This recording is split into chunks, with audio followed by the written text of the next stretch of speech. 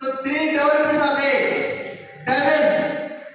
devils, and human beings, and God. Devils, who are the devils? Who are human beings? And who are God? Devils means these are the highly selfish people. They always expect without giving the society. They always think about the rights without bothering about the responsibility. They always think about the rights. I want this right. I want this one. I want that one. I want this one. But they don't do their responsibility. These are the highly selfish people. These are called devils. Next, human beings. So these human beings balance rights and responsibilities. So these are the cultured people. Last one is God. What is the God? So God means these people are always giving without expectation. They always give something. They always give something. They always give something without taking, without expecting. These are called God. Means these are the gentlemen.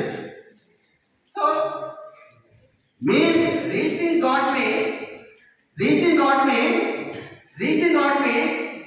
you have to go to becoming more responsibility person. Okay, thank you. So thank you for giving this opportunity. I'm very thankful.